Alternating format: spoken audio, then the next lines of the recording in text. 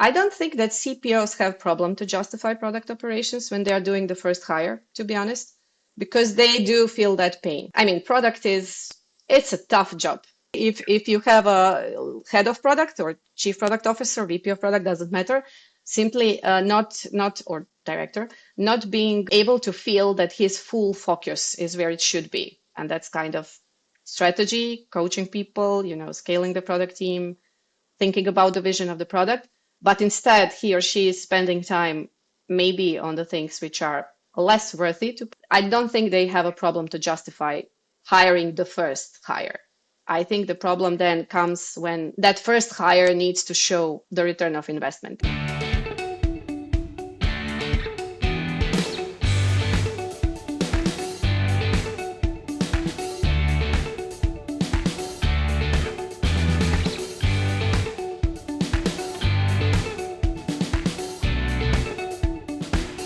Welcome everybody to the Talking Roadmap Show. In Series 2, we're talking product operations, and I'm really excited to speak to our guest today, Ana.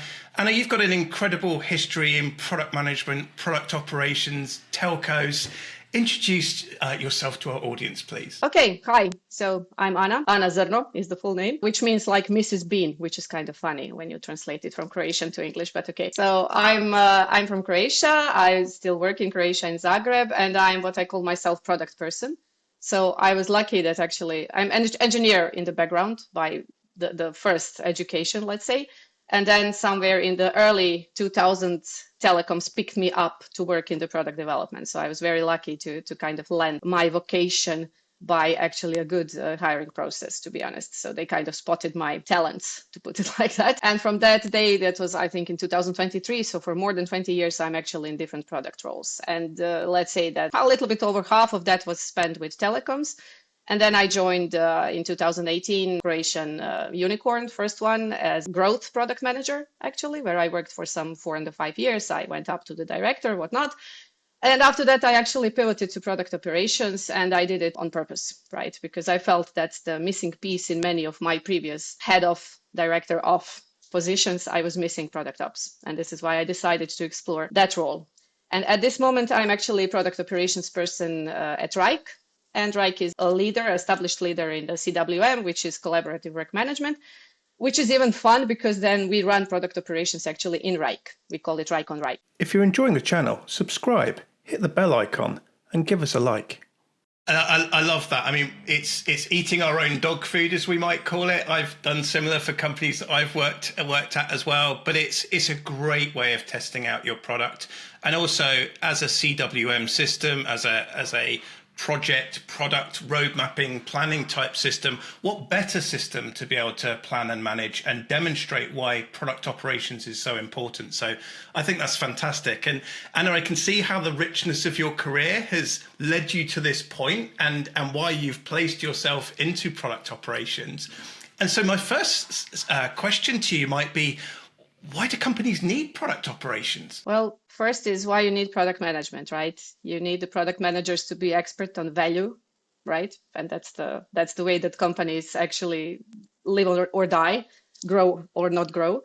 So you need them free to do their job, right? And in order to make them free to do their job, you need a platform in which they operate, kind of free to allocate their time where that time is needed. And then how to create that platform? There are different ways how you create actually the environment in which product management is done and product development is done, right? And all software development process and everything. So one of the way is actually to call it product operations, as we are calling it. It's the whole environment around the product management. And why do you need a separate function for that? Well, simply because it's a huge job, right? And many times product leaders simply come to the position where they lack time to take care continuously about improving the environment in which the team is operating. And that's why you need product ops, like somebody to actually have an eye on the platform, internal platform in which the product teams are operating. Yeah, no, I really resonated with what you said. It made a lot of sense. You know, the Wrike on Wrike, the fact that running the company or the processes, the operationalized part of the business is a full-time job or multiple times, many people's jobs in some ways. And if we're not taking care of that, are we really compounding the efficiencies, the benefits, the opportunities that we could have? And so what was really a standout word that you mentioned, Anna, there was value. And I think that's one of the reasons why I think product operations has been even as successful as it has been, because when you tie your work back to value, it makes it very easy to sell and justify in the company. That's the reason why businesses exist. I mean, everything should connect to the value. Otherwise, why bother? It's the waste of time otherwise. I totally agree. But what's maybe profound is that I think especially in the last maybe 5 or 10 years, we've seen companies spin up around a solution and not a problem, and then sometimes had problem as a result. And so I love that kind of that more veteran style thinking that you've got, which is absolutely we should be able to tie things back to value. But I think sometimes companies or departments can struggle with that. Yeah, and specifically if you don't give, doing discovery is not easy. So if you let people just, without a system which is kind of removing the obstacles, go and release them to do the discovery, it's tough. So you need actually a system to support removing obstacles from the people so that they have an easy way to do their job. That's the whole point. Yeah, absolutely. So in fact, you've just used another term which I really like. So we've got value, we've got removing obstacles. Would they be the main purposes of product operations, do you think, or would you add other parts to product operations? What is the purpose of product ops? So the purpose is to have this enablement structure for everybody to work in, enablement platform, let's call it, not necessarily totally structured. And the other part is, let's say, the role that product ops usually can play and is playing in, let's say, translating strategy or ensuring that everybody is aligned on strategy. And that's not that much technical role, because product ops needs to be kind of half strategic brain, half tactical brain, right? To actually enable the teams to row in the same direction in a way. Yeah, absolutely. Well, what does product ops help in the organization? Is it just the product managers, or is it serving the entire company? What's been your experience? Well, my experience is that product operations in general, and let's say from the 4 companies where I actively participated, either by holding this role or by being a director who was actually doing ops, it's very contextual. So it very depends on the system, on the evolution state where the company is, on the culture in the company.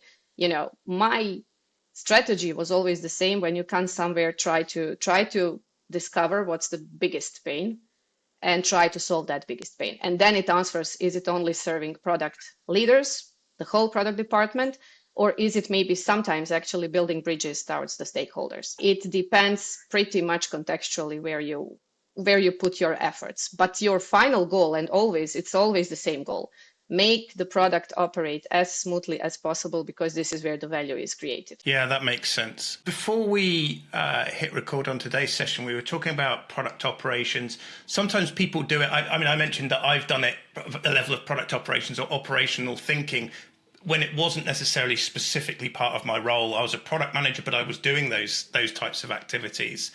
I guess, how have you seen product operations set up across different organizations? Well, to be honest, in the first company, so yes, every product leader, and my experience also, even from telecoms, we were doing also the operation work of, let's say, creating the environment, creating the culture, doing the coaching, putting up systems which are kind of enabling people to work.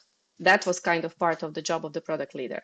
And the first company where we actually felt the need to kind of officially hire product operations was in this Croatian unicorn that I mentioned, where at one point it was simply too much.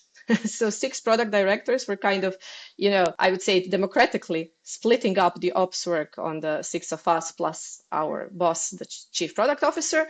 But at one point we were simply spending too much time as the operation was scaling on putting in place the processes and putting in place the operation. And process is not an ugly word, Anyway, I will not do the digression now, but you need some kind of ways of working. When you have more than 2 people in a room, you need ways of working. Otherwise, it goes bananas very quickly.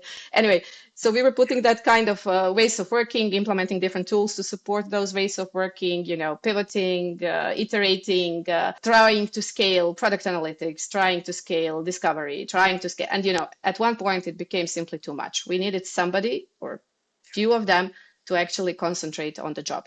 And for example, in that setup, I know it started as a part of let's say product operations was directly under the chief product officer. But later, as far as I know, that role in that particular company is actually now together with the user research and product analytics, as a share pooled, let's say, serving the many product managers. In the other company where I was, that company was growing by acquiring by a series of M&As, and there, for example, product operations was directly under almost the C-level, not directly even chief product operations. It was more chief operations, I would say, because the need was to connect those product teams to kind of speak the same language and collaborate much better. And in the company where I'm now, so at Wrike, it's actually I'm one of the directors, right? So we have our chief product officer, and I'm actually one of the directors, and my prime focus is operations, while others are actually product management directors. Excellent. So you bring that skill. I can see how at the moment your current role brings both of those parts of you, product management and product operations at Wrike.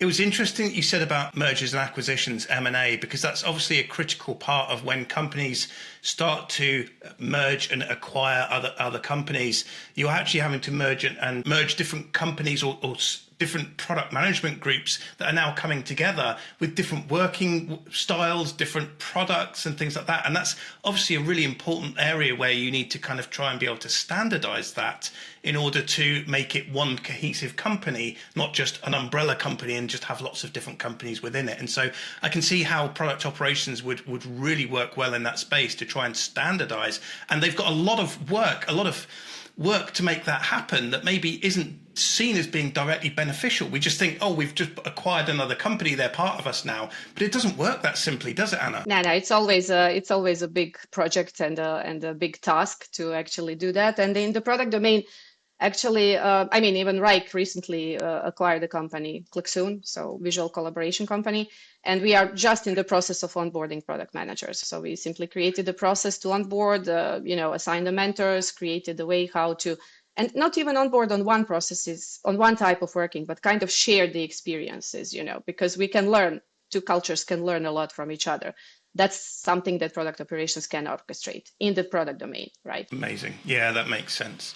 And so there's one part that I'm curious about where you said that you're a product manager, product management director, a product operations director. How have you managed the collaboration between product operations and product management? Can there sometimes be friction and overlap, and how have you helped smooth that out? I don't think it's overlapping, to be honest. Everybody has their goals. So product management is kind of focused on the customers and users, and my customers are those directors. It's a different work. The focus is different, and then we don't overlap much, I would say. We collaborate tightly. Specifically, I'm trying to enable them and kind of remove the obstacles, as I said, different kind of obstacles. It may be reporting, it may be planning the planning, right? like giving everybody the same context, putting all the pieces for decisions to be made. So I kind of help bring those pieces in place, but I'm not making the decisions about product myself. Yeah, that's a really good point. That's a really good way of putting it. You're bringing all of the pieces together to allow the smooth process that needs to happen. It could be alignment, road mapping. Yeah, but one also important question, maybe important thing to add. Product directors have freedom to organize their units how they want. I was never, as a product operations, like a process freak to go down to the team and tell them how to work. What we keep live is human APIs, right? So we have a quants of work and quants of standards where we interface with the other teams where we follow the rules. Not all teams are created equal. So that would be, I think, a waste to kind of dictate the process to everybody. Everybody has their own flavor of agile, their own flavor of whatever the company is using, So where my focus is, it's mainly in orchestrating between the units, between the teams towards the, G2M teams, for example, or engineering teams or whatnot. So this is where I see product operations, at least in the companies where I was. So more on the, let's say, strategic orchestration level, not so much on the team level. Really nice. Yeah, that makes sense to me. At the beginning of the conversation, we talked about value and removing obstacles. I'm not sure if some of the companies that you've been in, you joined when product operations was already a thing and happening, but I think there's some companies where it wasn't and you adopted those roles. My question is, what advice would you give to people listening to the show at the moment of if they feel that product operations could be beneficial, how should they go about justifying product operations? Have you any thoughts on that? Well, usually I don't think that CPOs have problem to justify product operations when they are doing the first hire, to be honest, because they do feel that pain. Product it's a tough job. That knows everybody who was in product management. It's a very tough job. It's interesting. It's kind of fulfilling. It's the, roller coaster of life. It's something worth doing, but it's tough, and simply if you have a head of product or chief product officer, VP of product, doesn't matter, simply not or director, not being able to feel that his full focus is where it should be. And that's kind of strategy, coaching people, scaling the product team, thinking about the vision of the product, but instead he or she is spending time maybe on the things which are less worthy, to put it like that, for that position. Important, extremely important, but kind of taking the focus from the vision, strategy, and business, let's say. I don't think they have a problem to justify hiring the first hire. I think the problem then comes when, that first hire needs to show the return of investment. And that's shown by actually, doing a good discovery, spotting where it's burning and solving the burning issues for the influencers in the company. That's also important to have in mind. So you have to, your first focus is, there are millions of problems. You can't solve them all. You will never be able to solve them. Even with the AI, no, you will never come to the end of that backlog, for the product ops. And that's okay. So you have to pick actually where you put your efforts in the beginning. And I would really advise to anybody coming to that role to spend some time on discovery. So to cover the pain of, yes, your first boss, also the main stakeholders. So to fix the bridges from product to other departments, which are usually not perfect bridges, at least at least in my experience. So to invest your time there and then simply go by the list of these things will be visible. And these things, so if you have a concrete planning, if you spend, let's say, focus time on, I don't know, doing the trade-offs when you do the roadmap, and if it feels good, efficient, informed for everybody that's involved, that's a visible value. And it's really justified the role of the product ops. Brilliant. That's such a good response. And I love that. Product operations is almost born out of a problem to solve, and then they stay for the continued value that they demonstrate. Yeah, that's a great way of putting it. Anna, you've done product operations at a number of companies. Are there some best practices or good practices that you see product operations teams doing? The most important thing is not to become the process freaks. And I know that there is a big discussion on internet ongoing for a few years already between the gurus, right? Fighting of, is it the new process or new project office or whatnot? It's a trap that people can fall in, because it's also fun to create processes, it's fun to do that. But don't be in your little black box, and stay in the contact with your users and customers, and keep the eyes on the goal. So in the nutshell, it's the same principles as the product management is. So you have your objective, you have your key results, you have your audience, you have your users and your customers, and keep the pulse there.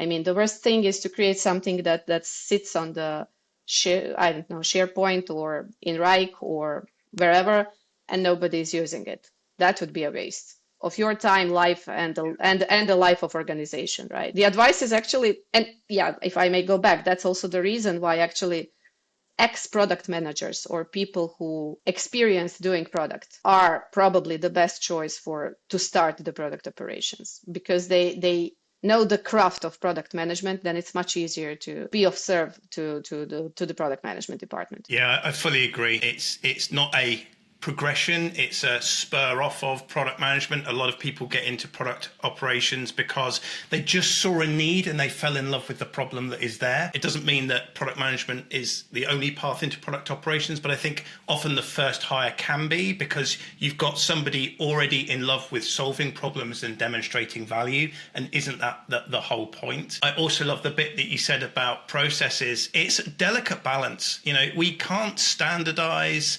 without having some level of configuration or standardizations or process, but also we don't want it to be process out of control. I think it has to be just enough process. It's certainly something that, as you said, that some of the gurus or the people more prevalent in our space have kind of talked about a bit more.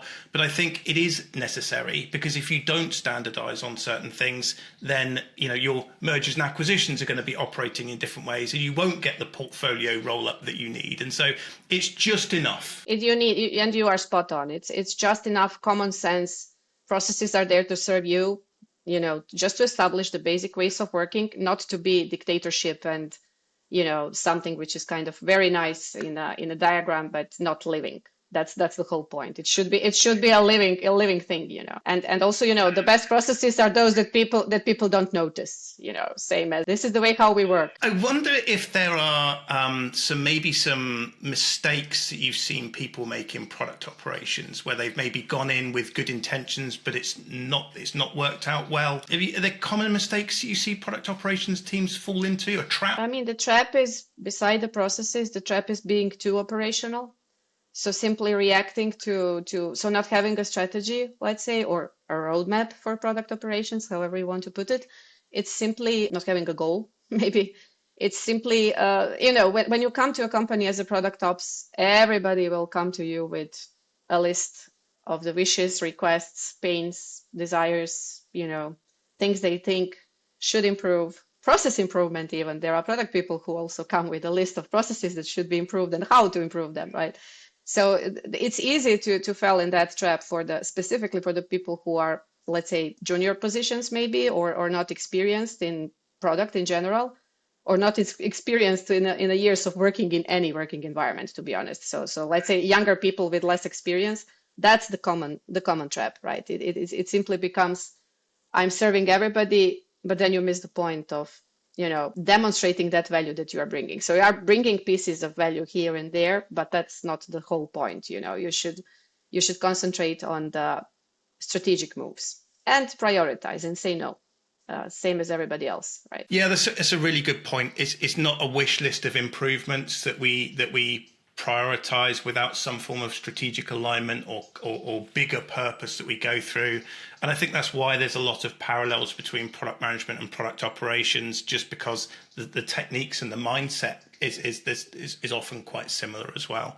So that makes sense to me. Anna, you mentioned about product operations involvement in kind of like discovery or roadmap. From your perspective, what's product operations involvement been in road mapping? Have you seen where product operations have got involved with that? Because that's often a heavy lift for product managers. I mean, I can tell you what we have, for example, in Wrike and what we are using. So we have different flavors of roadmap, to be honest. So first you have the customer facing, then you have internal for the discussions with the stakeholders, then you may have a roadmap for investors, then you have operational release calendar internally, right? So it's a different flavors of the same thing, right? And it includes discovery and delivery, both on them.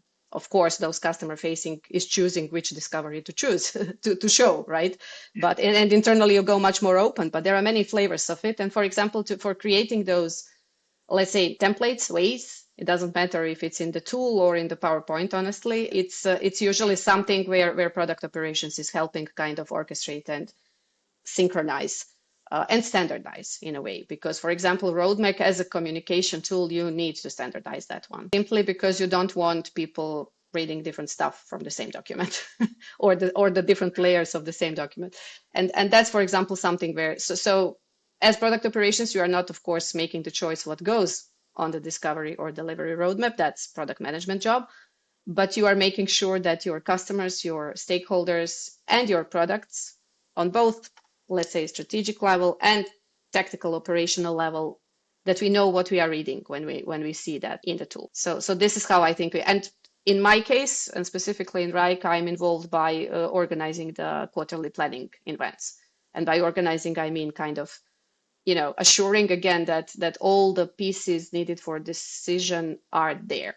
It doesn't mean that I'm bringing all those pieces. By all means, I'm bringing probably a small portion of it, but ensuring that we do have all the pieces so that we can have a productive planning, which will result in a roadmap. Exactly. And using a tool like Wrike gives you that central version of the truth, but those multiple views that you need.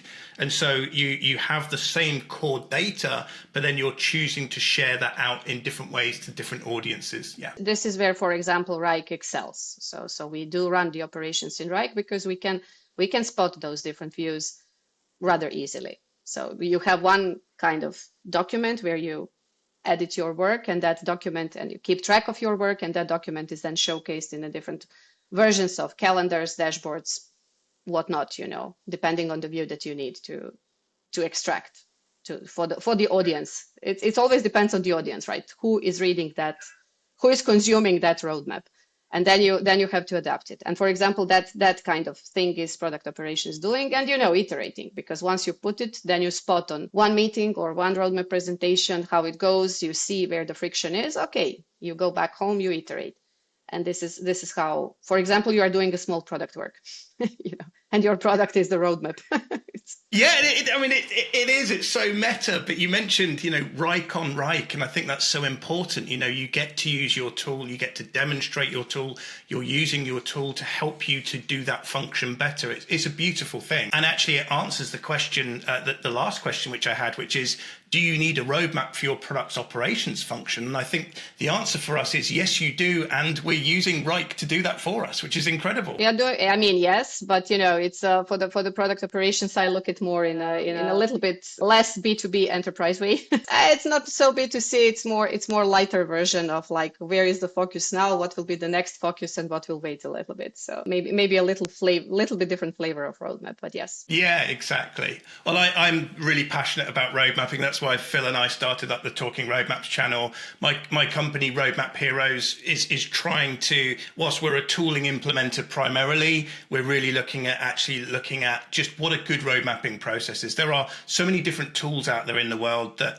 there will be always, a different tool will be right for different customers, but actually it's just, are we even bringing the right mindsets? I think a lot of product management companies don't even bring the right mindsets about product management and road mapping, and a tool isn't going to solve that. So that's kind of where I sit and why I'm passionate about roadmaps in general.